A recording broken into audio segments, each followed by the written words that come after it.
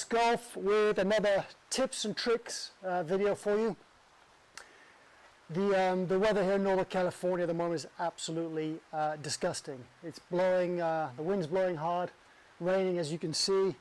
My net's blowing all over the place, but can't get to the golf course, pretty much stuck indoors, so I'm sure I'll be making 2 or 3 of these videos in the next week or so. So let's get on to the topic of the video. The video is how to practice your practice swing, and it could just as well have been titled Calibrating Your Practice Swing, because that is quite relevant to what I'm going to talk about.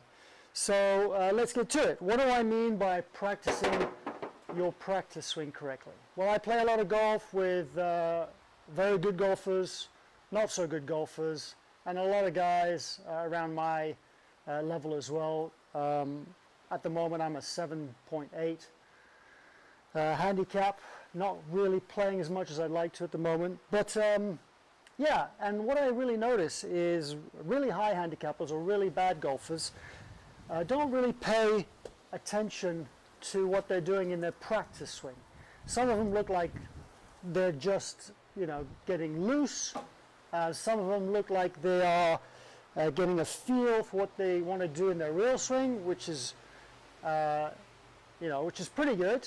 Some of them look like they're just trying to copy what the pros do, which is ridiculous. But then we're all guilty of doing that a bit. But none of the high handicappers really look like they're paying attention to where the club head is striking the ground. So what I mean by that, if I make a practice swing, I need to really be paying attention to where that club head is making impact with the ground. Why is that important?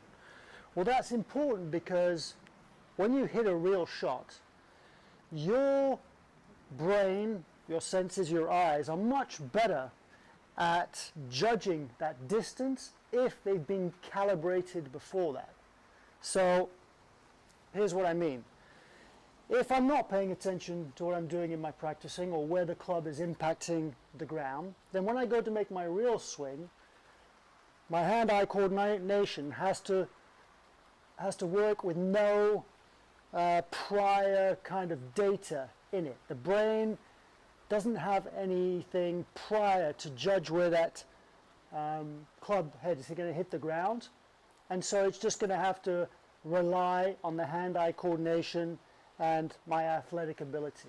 However, if you fill the brain, just consider it like a computer. If you fill the computer with data beforehand, so you've taken a practice swing and you've really paid attention to where the club head strikes the ground, then all of a sudden your brain and your body has been calibrated. It knows, aha, if I stand this far away from the ball and I feel like this and I make this kind of a swing, that's where the club head is going to return to.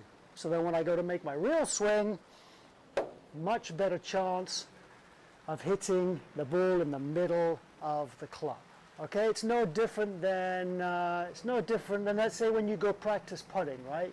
You could argue, well, what's the point going to the practice putting green before you go out for your round? Well, what are you trying to achieve on the practice putting green? You're trying to calibrate your distance control, your feel, okay, especially on long putts.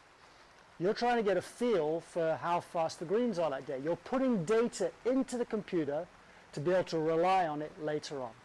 Okay, it's no different with this. When you practice your practice swing, getting a feel for, you know, what you want to do in the actual swing is great. Okay, am I going to draw it? Am I going to draw it? Am I going to fade it? What am I going to do with it? That's great. But really pay attention to where that club head hits the ground, because that gives you some feedback, puts data in the computer to be able to use in your real swing. Okay, give that a try. I'm telling you, it will really work. If you want to know how to practice that, go up to the driving range. It's very difficult on mats because mats don't really leave that much you know, of a clue as to where the club head hit.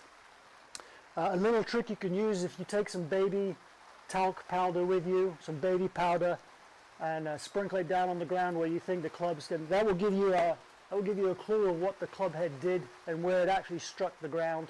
That's a good way of doing it. And then of course on grass and turf, you can see the mark itself. But spend a few minutes before you start hitting balls on making practice swings and trying to notice where the club head actually impacts the ground, okay? And especially if you're hitting a whole bucket of balls, between shots, make 2 or 3 practice swings, noticing where the club impacts the ground. Okay, and walk away. Don't just stand in the same position so that calibration is the same all the time.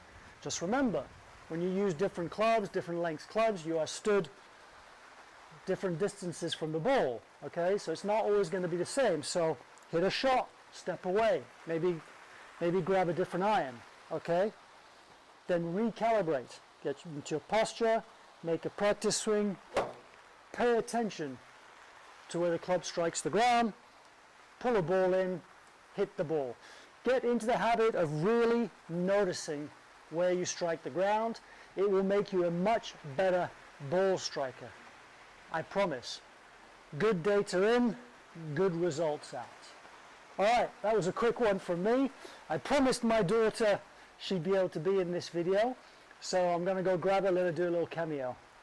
Otherwise, I'll see you again soon with another tips and tricks videos. I hope you like this one. Give it a try. Tell me what you think. Leave some comments. Subscribe to the channel. And of course, give it a thumbs up if you like it. All right. See you later, peeps. You need to practice your golf swing because that's what you have to do. Because you have to get good at singing. Did you want to be an expert golfer? Then you have to practice. Watch me.